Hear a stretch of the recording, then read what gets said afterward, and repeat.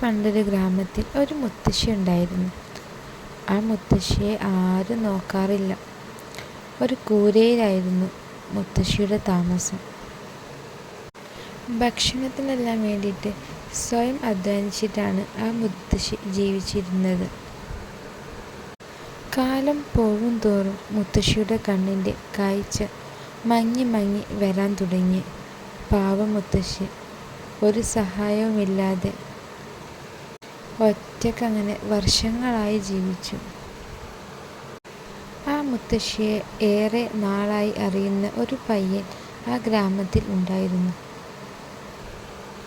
മുത്തശ്ശിയുടെ അവസ്ഥ കണ്ട് അവൻക്ക് സങ്കടം തോന്നി. കൂടെ ജോലിയൊന്നും ചെയ്യാൻ ആ മുത്തശ്ശിക്ക് കഴിഞ്ഞില്ല. ആ ഒരു അവസ്ഥയിൽ ആ പയ്യനൊരു ബുദ്ധി തോന്നി. ഒരു ദിവസം ഒരു ചെറുപ്പക്കാരൻ ആ മുത്തശ്ശിയുടെ വീടിൻ്റെ അടുത്തുകൂടി നടന്നു പോവുകയായിരുന്നു. അപ്പോഴാണ് ആ ബോർഡ് ആ ചെറുപ്പക്കാരൻ ശ്രദ്ധിച്ചത്. എൻ്റെ ഒരു 5 രൂപ നഷ്ടപ്പെട്ടിട്ടുണ്ട്. ആർക്കെങ്കിലും കിട്ടുകയാണെങ്കിൽ ആ കൂരയാണ് എൻ്റെ വീട്, അവിടെ കൊണ്ടു തരണം എന്ന്. ആ ചെറുപ്പക്കാരൻ ആ മുത്തശ്ശിയുടെ വീടും ലക്ഷ്യമാക്കി നടന്നു. ആ ചെറുപ്പക്കാരൻ മുത്തശ്ശിയെ കണ്ട് 5 രൂപ മുത്തശ്ശിക്ക് കൊടുത്തു. അപ്പോൾ ആ മുത്തശ്ശി പറഞ്ഞു, മോനെ, നീയും കൂടെ ഇതു പറഞ്ഞ് 5ാമത്തെ ആളാണ് ഇങ്ങോട്ട് വരുന്നത്. എൻ്റെ പൈസ നഷ്ടപ്പെട്ടിട്ടില്ല.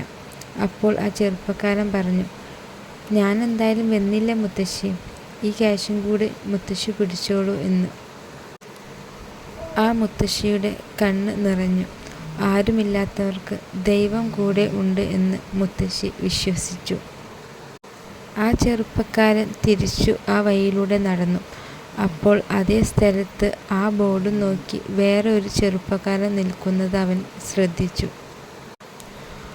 അപ്പോൾ അവൻ ചോദിച്ചു, ആ മുത്തശ്ശിയുടെ വീട് എവിടെയാണെന്നറിയാമോ?